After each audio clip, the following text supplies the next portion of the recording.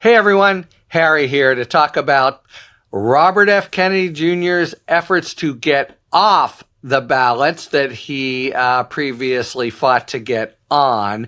It's part and parcel of a whole pattern of really bizarre behavior. The Trump era has brought us a lot of whatever else, however pernicious and vile, very crazy, weird, you could say, colorful characters, and RFK Jr. takes his place among them.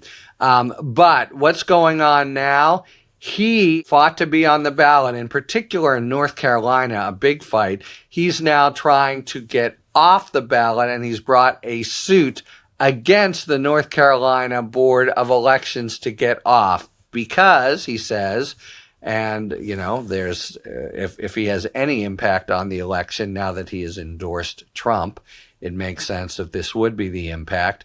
His being on the ballot could siphon votes away from Trump, more votes from Trump than Harris, and he would just hate it, would RFK Jr., if, he would be the cause in close swing states of having votes go to a Democratic Party and platform that he has, very grave objections to for, a number of reasons. So he wants to stay on the ballot, however. The decidedly weird Robert F. Kennedy Jr. in most of the states, and in withdrawing, he told his supporters still to vote for him. The idea being, some vanity that, like, if he gets a critical mass, maybe it helps him in the future or helps his path to a cabinet position that he was rumored to be negotiating with Harris and the Democrats as a quid pro quo for withdrawing. Now he hates the Democrats, and it's anathema to him, the very idea that he would be on the ballot and possibly help them. There's a problem, though. There are real rules about when you can get off a ballot. It's not easy for a number of reasons. And there's actually part of election law lore is people who weren't running anymore who won. I think there's one dead candidate somewhere for whom that was the case. But basically, North Carolina is trying to impose a practicality test. Look, it's just too hard to redo the ballots now, and so the Board of Elections denies your request.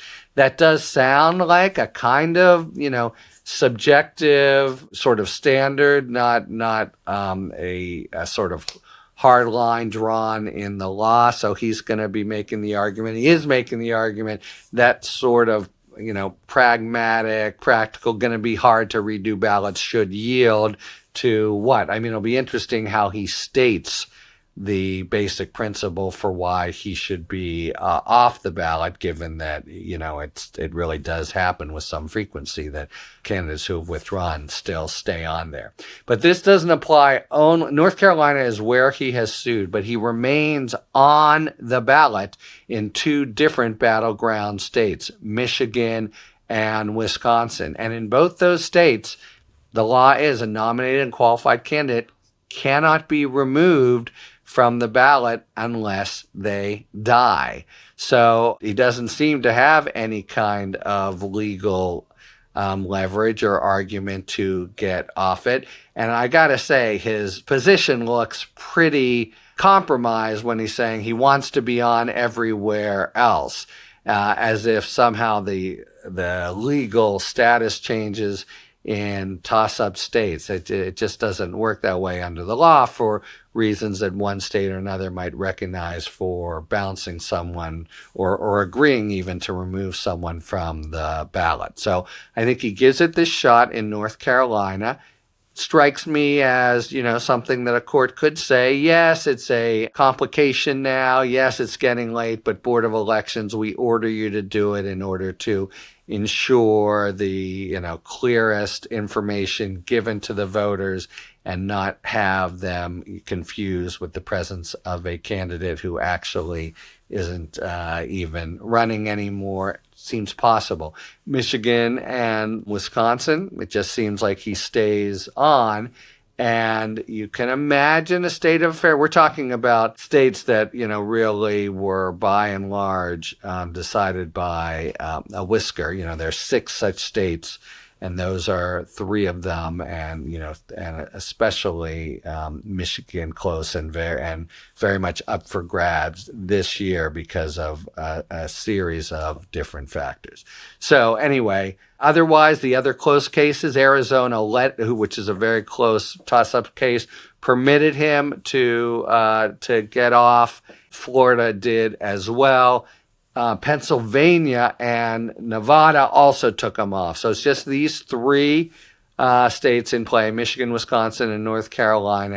And North Carolina Board of Elections, 5-person board, voted 3-2 to keep him on. So Robert Kennedy is suing I want my name off the ballot. I know I just said I want it on, but now I want it off because, God forbid, I help Kamala Harris and the Democrats win this election.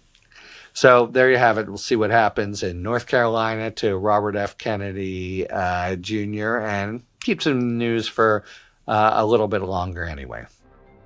Talk to you later. Thanks for tuning in. If you enjoyed this video and other Talking Feds content, please take a second to like and subscribe. Talk to you later.